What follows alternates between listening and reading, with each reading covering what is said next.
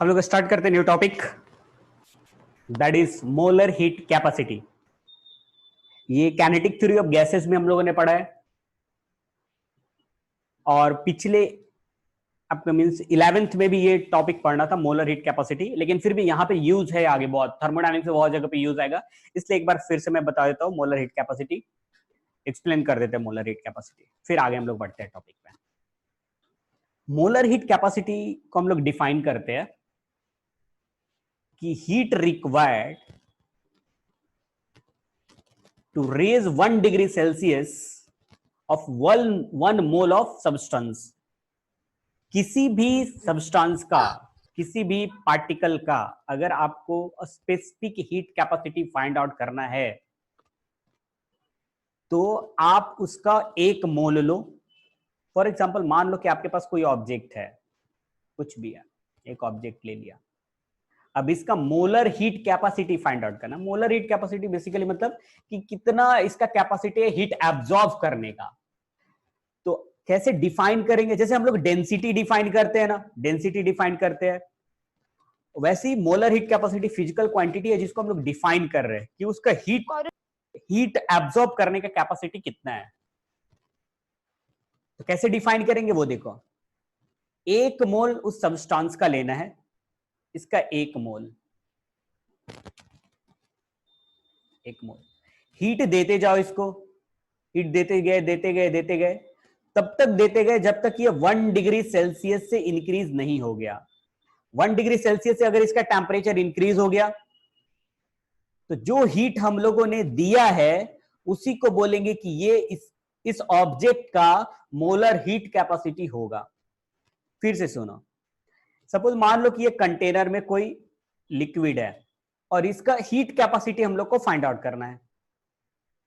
तो हीट देते जाओ, देते गए हीट 10 जूल, 20 जूल, 30 जूल, देते देते 100 जूल दिया तो इसका टेम्परेचर 1 डिग्री सेल्सियस से इंक्रीज हो गया और ये 1 मोल था। तो ये जो वाटर है उसको बोलेंगे कि उसका मोलर हीट कैपेसिटी 100 जूल है।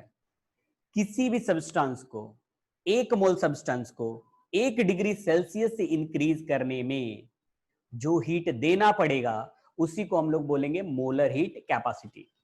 जैसे एक मोल लेना है, इनका वैल्यू 1 मोल, 1 डिग्री सेल्सियस, तो जो हीट आएगा वही स्पेसिफिक मोलर हीट कैपेसिटी होगा। C is equal to delta Q divided by, इसको आप 1 मोल ले रहे हो और टेम्परेचर भी 1, तो C is equal to delta Q. तो ये आ गया। तो यहां बोल रहे molar heat capacity is C is required to raise the temperature of 1 mole of gas by 1 degree Celsius। ये हो गया। तो ये फॉर्मूला हम लोग को याद रखना है, Q इज इक्वल टू, ये इधर ले जाएंगे तो Q is equal to NC delta T, where C is a molar heat capacity. अब मोलर हीट कैपेसिटी में दो होगा, एक होगा molar heat capacity at constant volume और एक होगा molar heat capacity at constant pressure. एक कांस्टेंट प्रेशर पे और एक कांस्टेंट वॉल्यूम पे। अब इसको देखना है कि कैसे अलग अलग आ रहा है, कांस्टेंट वॉल्यूम पे एंड कांस्टेंट प्रेशर पे अलग अलग क्यों ले रहे हैं उसको हम लोग समझते हैं। सिंपल सा एग्जांपल ऐसा समझो, फिर से एग्जांपल लेते, सपोज आपके पास प्रेशर कुकर है जिसका ढक्कन बंद है, इसमें आप दाल बना रहे हो और ये दाल है 1 मोल, 1 मोल। ये दाल का molar heat capacity find out करना है। क्या फाइंड आउट करना है? Molar heat capacity. तो 1 मोल ले लिया, हीट देना शुरू किया, अभी ढक्कन बंद है इसका, हीट देना शुरू किया, 10 joule, 20 joule, 30 joule, 40 joule, 100 joule दिया, तो इसका टेम्परेचर 1 डिग्री सेल्सियस से इंक्रीज हो गया। तो बोलेंगे कि ये दाल का जो मोलर हीट कैपेसिटी है वो है 100 जूल। सी का जो वैल्यू है वो है 100 जूल। ओके, अब दूसरा सिचुएशन लेते हैं, दूसरा कंडीशन लेते हैं। सेम प्रेशर कुकर, पर ढक्कन इसका बंद नहीं है, ढक्कन ओपन है। सेम दाल, जो यहां पे दाल रखा हुआ है वही यहां पे भी दाल है, यहां पे भी हीट देना शुरू किया, यहां भी 1 मोल, ये 1 मोल लिया। अब यहां पे हीट देना शुरू किया, हीट देते गए, 10 जूल, 20 जूल, 30 जूल। आप एक चीज बताना मुझे, 1 डिग्री सेल्सियस इंक्रीज होने में 100 जूल ही देना पड़ेगा या उससे कम देना पड़ेगा या उससे कम ज्यादा देना पड़ेगा? अब यहां पे ये ढक्कन ओपन है, ढक्कन ओपन है, तो 1 डिग्री से बढ़ाने के लिए मुझे 100 जूल ही देंगे तो 1 डिग्री से बढ़ जाएगा, या ज्यादा देना पड़ेगा या कम देना पड़ेगा तो 1 डिग्री से बढ़ेगा?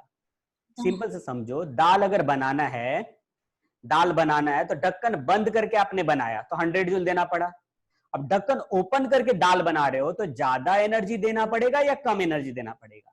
ज्यादा एनर्जी देना पड़ेगा। तो ज्यादा एनर्जी देना पड़ेगा। सपोज यहां पे सी का वैल्यू देना पड़ा 150 जूल, तब जाकर के 1 डिग्री सेल्सियस से बढ़ा। तो यहां पे मोलर हीट कैपेसिटी आ रहा है 150 और यहां पे मोलर हीट कैपेसिटी आ रहा है 100। तो किसी ने बोला कि दाल का मोलर हीट कैपेसिटी बता दो, जो दाल है उसका मोलर हीट कैपेसिटी बता दो। तो आप 100 बताएंगे हम लोग या 150 बताएंगे? अब यहां पे कंफ्यूजन हो गया कि 100 बताए या 150, तो इसलिए हम लोगों ने डिफाइन किया, इसीलिए हम लोगों ने डिफाइन किया molar heat capacity at constant volume. यहां पे ढक्कन बंद है तो इसको बोलेंगे कांस्टेंट वॉल्यूम, और यहां पे ढक्कन ओपन है तो इसको बोलेंगे molar heat capacity at constant pressure. Clear? Okay, तो molar heat capacity at constant volume define करेंगे। Molar heat capacity at constant volume is required to raise the temperature of 1 mole of gas by 1 degree Celsius at constant volume। Same 1 मोल लेना है, 1 degree Celsius से increase करना है, लेकिन constant volume पे जो आएगा उसी को बोलेंगे molar heat capacity at constant volume. यहां पे कंडीशन ले तो 1 मोल ही लेना है, 1 डिग्री सेल्सियस से इंक्रीज करना है, जो हीट देना पड़ेगा उसी को हम लोग डिफाइन करेंगे molar heat capacity at constant pressure. तो ये 2 डिफाइन किए, तो मोलर हीट कैपेसिटी में 2 आएगा, एक कांस्टेंट वॉल्यूम और एक कांस्टेंट प्रेशर। अब यहां पे क्वेश्चन है कि सर यहां पे डेल्टा यू लिखा है, यहां पे डेल्टा क्यू लिखा है, मतलब कांस्टेंट वॉल्यूम वाले में आपने डेल्टा यू लिखा है और कांस्टेंट प्रेशर वाले में आपने डेल्टा क्यू लिखा है। तो ऐसा कैसे हो गया? क्योंकि देखो मैं समझाता हूं, आपको समझ में आ जाएगा। इस वाले में आप देखो, ये कांस्टेंट वॉल्यूम है, तो जो भी आपने एनर्जी दिया, जो भी एनर्जी आपने दिया है वो सारा दाल बनने में यूज हुआ होगा। करेक्ट? जो भी आपने एनर्जी दिया वो सारा एनर्जी दाल बनने में यूज हुआ होगा।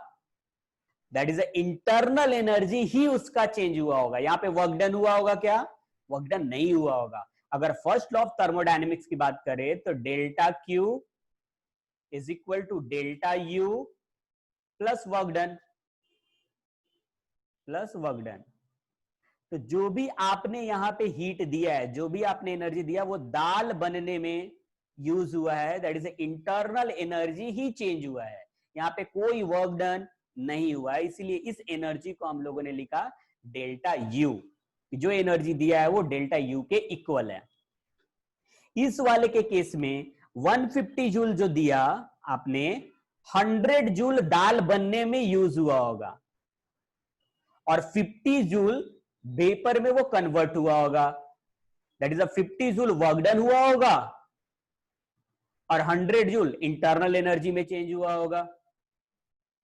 तो यहां पे डेल्टा यू 100 ही है, लेकिन इस यहां पे वर्क डन के लिए 50 देना पड़ रहा है, तो 100 प्लस 50 150 हो रहा है, तो इसको लिखा हम लोगों ने डेल्टा क्यू, कि डेल्टा क्यू है 150, इसलिए यहां पे लिखा है delta Q equal to NCP delta T, और यहाँ पे delta U is equal to NCB delta T. यहाँ पे वर्क डन नहीं हो रहा है, कांस्टेंट वॉल्यूम में वर्क डन नहीं होता, वो आगे हम लोग पढ़ेंगे।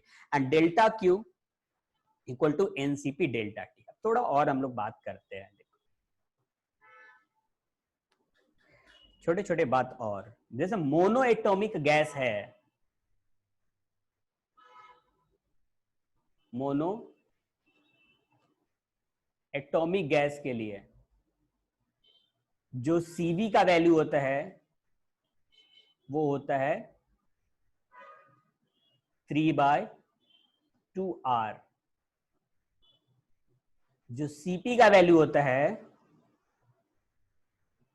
5/2R। ये सब याद रखना है बेटा, काइनेटिक थ्योरी ऑफ गैसेस में सब पढ़े हैं, ठीक है।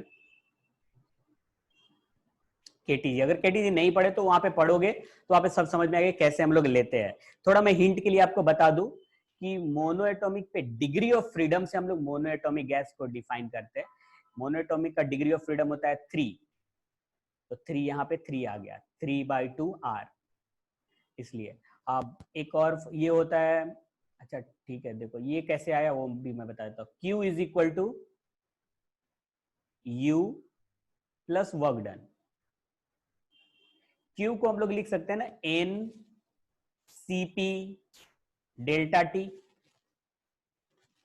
Q को अभी हम लोगों ने लिखा है यहाँ पे, देखो Q is NCP delta T, और U को हम लोग लिख सकते हैं N CV delta T,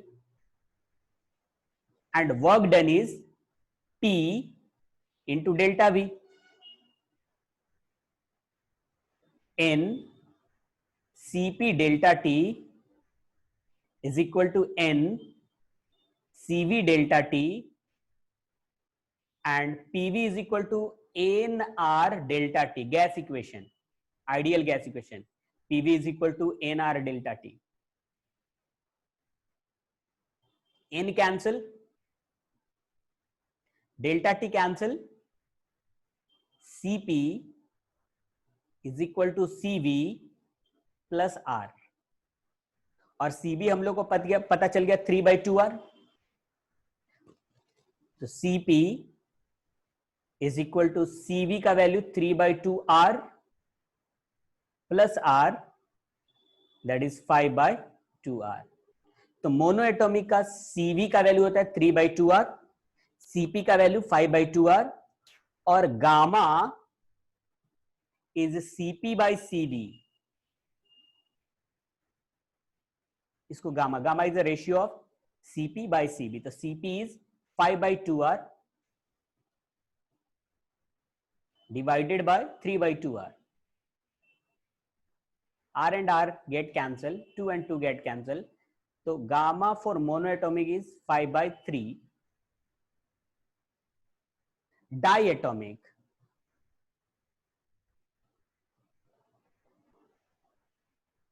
diatomic gas, diatomic like H2, N2, O2, अगर ये diatomic ना, monoatomic का एग्जांपल He, Ar, आर्गन, ये सब मोनोएटॉमिक गैस। डायएटॉमिक में CV का वैल्यू, ये सब पढ़ेंगे बेटा हम लोग, केटीजी जब पढ़ेंगे ना तो उसमें पढ़ेंगे कैसे आया। CV का वैल्यू होता है 5/2R, क्योंकि उसका डिग्री ऑफ फ्रीडम 5 होता है, डायएटॉमिक का डिग्री ऑफ फ्रीडम 5 होता है, तो 5/2R आया। CP तो हम लोग कैलकुलेट कर सकते हैं यहाँ पे, CP is equal to CV plus R, तो CP is equal to CV is 5/2R plus R, ये हो जाएगा 7/2r। तो Cp का वैल्यू 7/2r। और gamma, gamma is Cp/Cv and Cp is 7/2r by 5/2r. R and R get cancelled, 2 cancel, तो 7/2। ये calculate करेंगे तो अप्रोक्स आएगा 1.6 अराउंड ना, 5 5 1 2 1.6 1.6। ये कैलकुलेट करेंगे तो आई थिंक 1.4 आएगा, 1.4।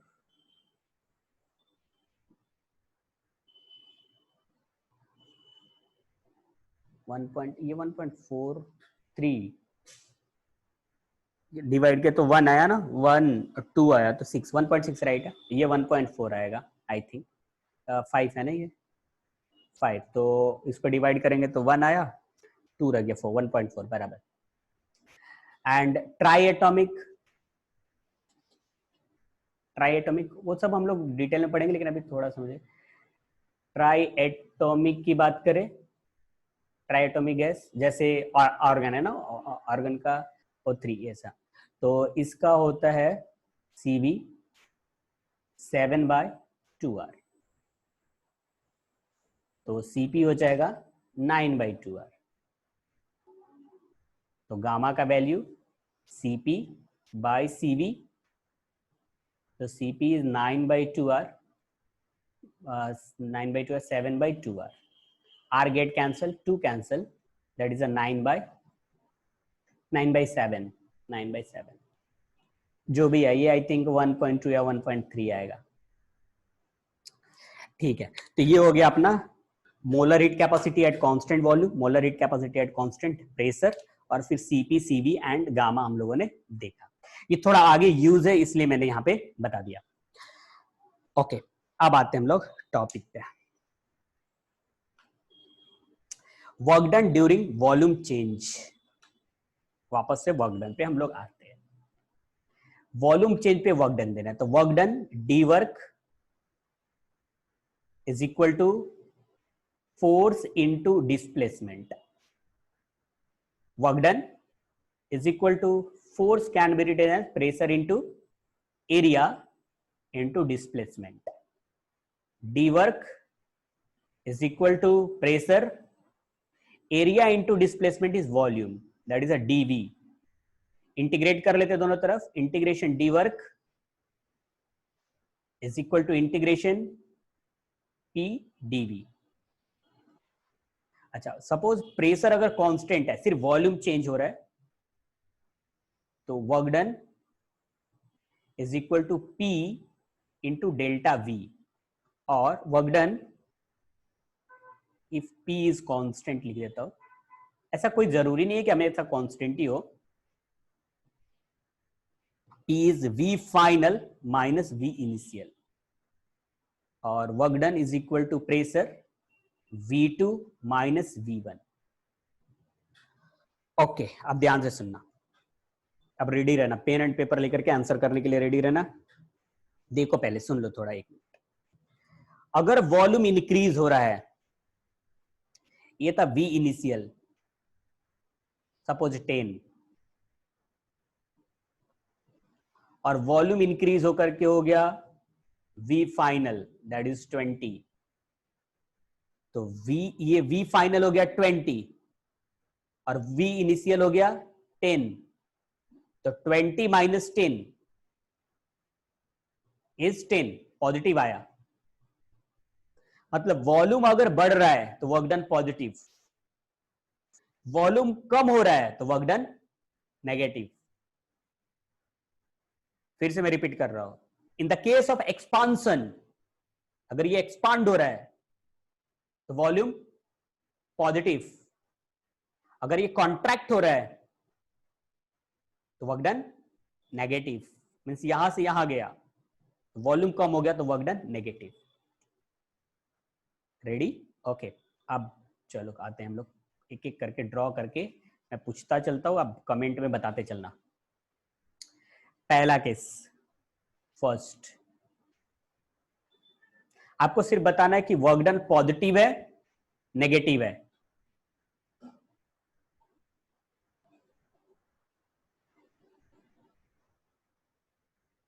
ये प्रेशर, ये वॉल्यूम, देखना पहला ही बॉल में बाउंसर दे रहा हूं।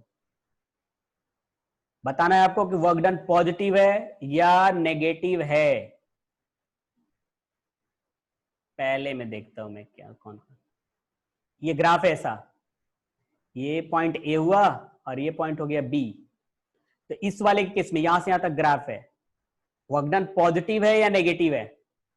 देखता हूं मैं, फर्स्ट में ही देखते बच्चे ट्राई करते थे, ट्राई कर बताओ तो ये वाला ग्राफ में वर्क डन पॉजिटिव है या नेगेटिव है।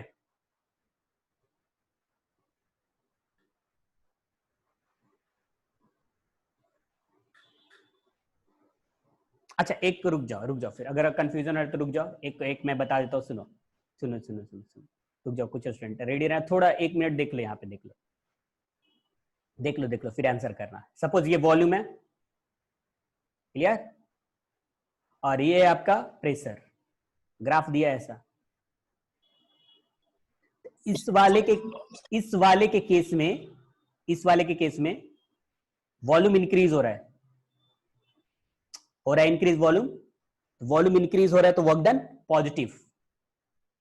तो इस वाले के केस में वर्क डन है positive, work done positive. Expansion या कॉन्ट्रैक्शन, एक्सपांसन, एक्सपांसन, क्योंकि यहां पे वॉल्यूम इंक्रीज हो रहा है। अगर किसी ने पूछ लिया कि वर्क डन बता दो, तो देखो बेटा वर्क डन कैसे निकालते हैं, जो एरिया बनाएगा शेडेड पोर्शन वही वर्क डन होगा। मींस अगर देखो यहाँ पे ये हो गया, यहां से यहां तक हो गया P, सुनना यहाँ पे, ये हो गया P, आपको वर्क डन का फॉर्मूला है P इंटू V, तो ये हो गया P, और ये यहां से यहां तक हो गया V, तो इसका एरिया हो गया ना, ये तो P हो गया और ये हो गया V, तो ये जो एरिया आएगा यही वर्क डन होगा, शेडेड पोर्शन एरिया होगा। ठीक है, तो फिर से सुनो, ये वर्क डन पॉजिटिव था या नेगेटिव, पॉजिटिव, क्यों, क्योंकि वॉल्यूम इंक्रीज हो रहा है। एक्सपांसन है या कॉन्ट्रैक्शन है, एक्सपांसन है क्योंकि वॉल्यूम इंक्रीज हो रहा है। वर्क डन कैसे कैलकुलेट करेंगे, तो इसका जो एरिया बनाएगा ग्राफ, पीवी का जो ग्राफ का एरिया बनेगा वही वर्क डन होगा। तो ये बनाया जो यहाँ पे एरिया बना ना, वॉल्यूम के साथ जो एरिया बन रहा है वॉल्यूम एक्सिस के साथ, तो वो होगा वर्क डन। ठीक है, नेक्स्ट मैं देता हूं, देखो एक और रुक जाना, उसके बाद ये क्वेश्चन सॉल्व करना। इधर मैं वॉल्यूम ले लिया,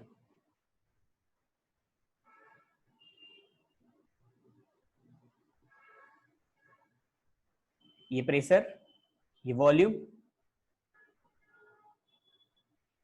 चलो यहां से ऐसे ग्राफ लिया, ये ऐसे यहां से लेकर के यहां तक, वर्क डन पॉजिटिव या नेगेटिव, आपको वर्क डन नेगेटिव, वॉल्यूम कम हो रहा है ना, इधर आ रहा है देखो, वॉल्यूम इधर कम हो रहा है। एक्सपांसन या कॉन्ट्रैक्शन, कॉन्ट्रैक्ट। वर्क डन कितना कैलकुलेट करेंगे, तो यहां से ये वाला जो आएगा वो वर्क डन होगा, जो एरिया बनेगा ना, यहां से ये P हो गया और ये V हो गया, ये जो बनेगा वो होगा इसका वर्क डन, जो भी आए एरिया, ये शेडेड पोर्शन जो होगा वो इसका वर्क डन होगा। क्लियर, चलो अब इस वाले में बताओ बेटा, आ जाओ, रेडी कमेंट करने के लिए। चलो किसी का आया comment, first work done positive या नेगेटिव इस वाले में। हाँ, हर्ष नेगेटिव, अंजलि पॉजिटिव। बेटा सोच के, थोड़ा सोच के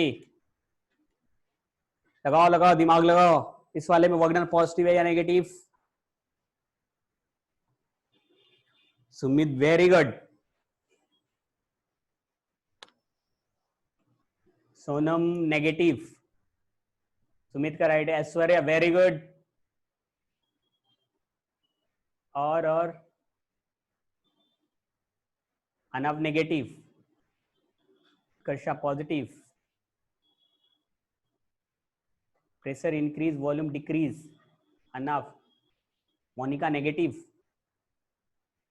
और बताओ बेटा, और फास्ट फास्ट, नेगेटिव है या वर्क डन या positive. Priyanshi, positive, negative, Anjali negative, Aganya negative. बेटा यहाँ पे वर्कडन ना ना नेगेटिव है ना पॉजिटिव है, यहाँ पे वर्कडन 0 है। देखो आप, work done is P into V2 minus V1। Volume change हो रहा है क्या यहां से यहां तक? वॉल्यूम चेंज हो रहा है क्या? चेंज ही नहीं हो रहा है ना वॉल्यूम, ना ही एक्सपांड हो रहा है ना ही कॉन्ट्रैक्ट हो रहा है, तो वर्क डन यहाँ पे 0 है। अगर यहाँ पे वॉल्यूम सपोज ये 10 है तो यहाँ पे वॉल्यूम भी 10 ही है ना। एक्सिस देखो, एक्सिस पे वॉल्यूम 10 ही है। अभी वॉल्यूम चेंज हो रहा है क्या? नहीं, प्रेशर चेंज हो रहा है, यहाँ पे वॉल्यूम चेंज नहीं हो रहा है। तो P V minus V is equal to 0। यहाँ पे वॉल्यूम, यहाँ पे जो वर्क डन है 0 है। इसलिए बोलते हैं कि जो बात किया था ना कि कांस्टेंट वॉल्यूम पे वर्क डन 0 होता है, कांस्टेंट वॉल्यूम पे वर्क डन 0। ठीक है, नेक्स्ट वाले में, सेकंड वाले में, रेडी? पेन एंड पेपर लेकर कमेंट करने के लिए रेडी रहना। ये हो गया प्रेशर, ये हो गया वॉल्यूम, और ये हो गया आपका ग्राफ। इसमें वर्क डन पॉजिटिव या negative? First start, work done positive या नेगेटिव? इस वाले के, सेकंड वाले के, इसमें वर्क डन पॉजिटिव या नेगेटिव? फर्स्ट,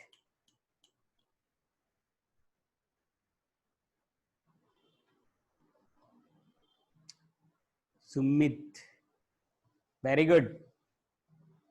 और कोई? अनाप पॉजिटिव,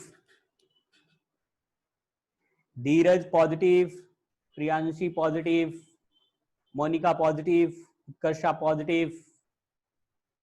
वाह, पॉजिटिव पॉजिटिव ही आ रहे हैं। Yaan positive, Anjali, Anjali constant, okay, Janvi positive, और प्रगन्या पॉजिटिव, मैक्सिमम का, छाया पॉजिटिव, मैक्सिमम का आंसर पॉजिटिव आ रहा है। और कोई, और कोई जो पॉजिटिव से हट करके है? और कोई?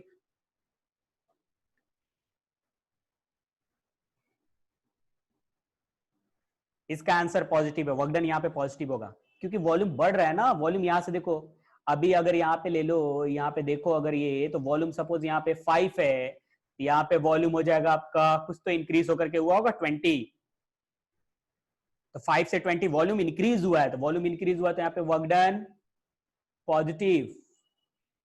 एक्सपांसन या कॉन्ट्रैक्शन? एक्सपांसन। वर्क डन कैसे कैलकुलेट करेंगे? तो इसका जो एरिया आएगा ना वॉल्यूम के साथ, वही वर्क डन होगा, ये वर्क डन आएगा। नेक्स्ट इसका बताओ।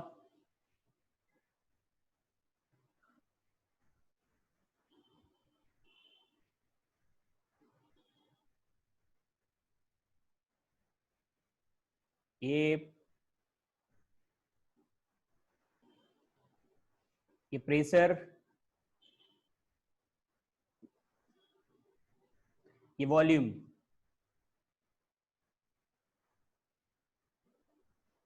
इस वाले के केस में वर्क डन पॉजिटिव या नेगेटिव?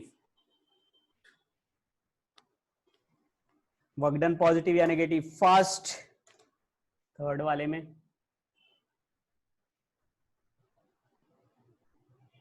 किसी का तो आया। फर्स्ट किसका आया? Karsha negative, Aishwarya negative, Purva negative. और बाकी लोग किधर हो भाई? रिप्लाई करो fast fast. Chhaya, Harsh, very good, negative. Smita negative, और Bhakti negative, Purva negative, Ayan negative, very good, very good, मतलब समझ में आ रहा है। तो इसका आएगा नेगेटिव। अच्छा चलो, अब एक पूछता हूं, अब बताओ, इसको सोच के बताना। चलो देखो, मैं ड्रॉ कर रहा हूं, यहां पे ड्रॉ कर रहा हूं ना अलग। इसमें देखते हैं कितने लोग बताते हैं। इसमें कुछ सीखने को मिलेगा बेटा, फिर भी अब ट्राई करना। प्रेशर, ये वॉल्यूम है ना,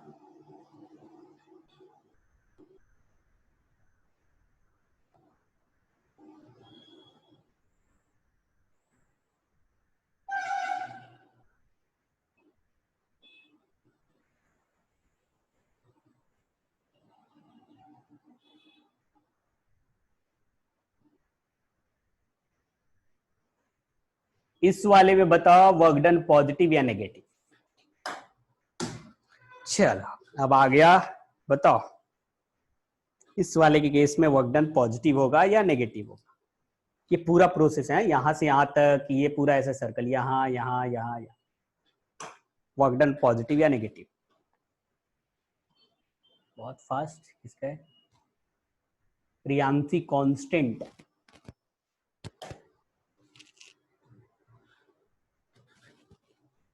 और कोई, मोनिका 0, छाया 0, नहीं नहीं नहीं नहीं नहीं, 0 नहीं है, 0 नहीं है, कांस्टेंट भी नहीं है बेटा, या तो पॉजिटिव होगा या नेगेटिव होगा। सोचो सोचो, आप 0 वहां से देख करके सोच रहे हो इंटरनल एनर्जी वाला, कि जहां से चला वहीं आ गया तो इंटरनल एनर्जी 0। वर्क डन 0 थोड़ी होगा, वर्क डन 0 होगा क्या, जहां से चला वहीं पे आए, क्या वर्क डन 0 होगा, नहीं होगा। It is a path function. Internal energy 0 होता है ना बेटा, ये यहां पे या तो वर्क डन पॉजिटिव होगा या नेगेटिव होगा, लगाओ दिमाग।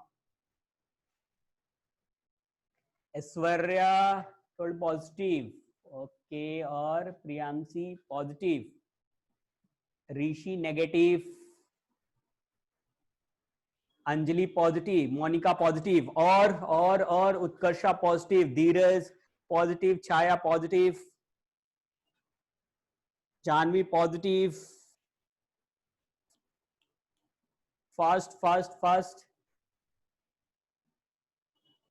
Anjali positive, Harsh positive, Smita positive, Bhakti positive, wow very good, maximum ने पॉजिटिव, प्रज्ञा पॉजिटिव। ओके चलो हम लोग देखते हैं अब कैसे पॉजिटिव एंड नेगेटिव देखना है। देखो बेटा, अच्छा यहां पे करते क्या है ना, इसको ऐसे बना लेते हैं, चलो यहां पे ऐसे ड्रॉ कर लिया, यहां पे प्रेशर ले टेक लेट 50, ओके, यहां पे प्रेशर 20। पहले हम लोग सभी जगह की बात करते हैं, ए से बी की बात करते हैं, फिर इसको पी लिख लेते हैं, पी क्यू आर एस, नाम लिख लिया। पहले पी से क्यू की बात करते हैं, तो नो डाउट यहां पे वर्क डन पॉजिटिव है, इसमें कोई डाउट नहीं। पी से क्यू तक वर्क डन पॉजिटिव, क्यू से आर तक वर्क डन 0, क्यू से आर तक कोई वॉल्यूम चेंज नहीं हो रहा है, तो यहां पे वर्क डन 0। आर से एस तक का जो वर्क डन है वो है नेगेटिव, और एस से पी का जो वर्क डन है वो है 0। मतलब हम लोग ये दोनों का तो बात करना ही नहीं है, ये 0 क्यों समझा ना, क्योंकि वॉल्यूम चेंज हो ही नहीं रहा है यहां पे, और यहां पे वॉल्यूम चेंज ही नहीं हो रहा है, तो वर्क डन 0 ना। और पी से क्यू, और पी से क्यू में पॉजिटिव और आर से एस में नेगेटिव। अब ये दोनों को देखना है कि पी से क्यू और एस से आर में ज्यादा कौन, तो देखना पड़ेगा। यहां से पी से क्यू में देखो, पी से क्यू में देखो तो वर्क डन होता है पी इंटू डेल्टा वी, तो पी का वैल्यू है 50, और डेल्टा वी यहां से यहां तक जो भी हो, डेल्टा वी यहां से यहां तक का, उसको डेल्टा वी लिखते हैं। ये पॉजिटिव हुआ। अब इसके ये एस टू आर का अगर हम लोग वर्क डन बात करें, तो पी का वैल्यू है माइनस, यहां पे 20 है ना, 20 इंटू डेल्टा वी। तो ये दोनों क्वांटिटी में ज्यादा कौन है, ज्यादा क्वांटिटी ये है ना, ये 50 है, ये 20 है, तो ज्यादा प्लस वाला है, मतलब ये वाला ज्यादा है, तो वर्क डन पॉजिटिव होगा। दूसरे तरीके, एक और तरीके से देख लो, मान लो कि ये ऐसा हम लोगों ने ग्राफ लिया, ये हो गया V और ये हो गया आपका P, ये ऊपर वाला है यहां से यहां तक, P से Q तक।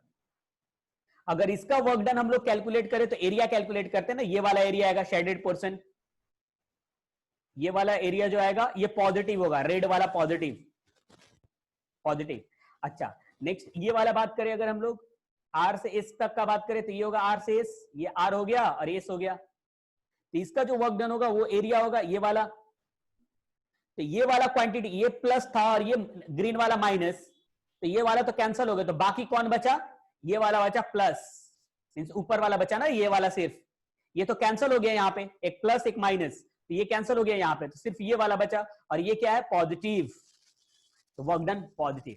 क्लियर? नेक्स्ट के लिए रेडी? नेक्स्ट बता देना।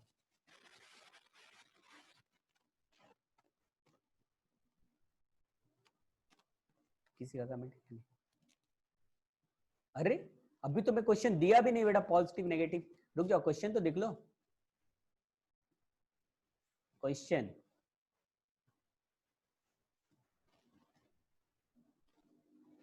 वॉल्यूम और ये हो गया प्रेशर और ग्राफ कुछ है ऐसा।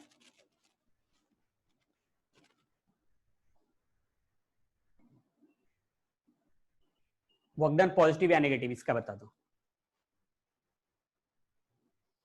ये थोड़ा सर्कल जैसा है, सर्कुलर है, चलेगा। ये वर्क डन पॉजिटिव या नेगेटिव, चलो बताओ। एरो दिख रहा है ना, ऐसा एरो है, वर्क डन पॉजिटिव या negative.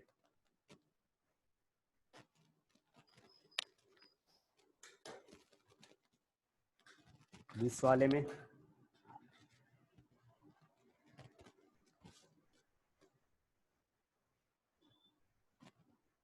Monika positive, Priyanshi positive, okay. और प्रगन्या पॉजिटिव और फर्स्ट रिप्लाई करो। अंजलि पॉजिटिव, इसका वर्क डन पॉजिटिव है या नेगेटिव? सोचो सोचो सोचो, रिप्लाई रिप्लाई रिप्लाई।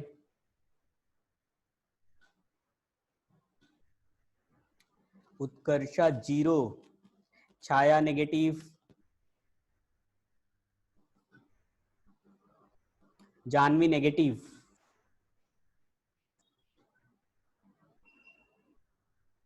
धीरज पॉजिटिव,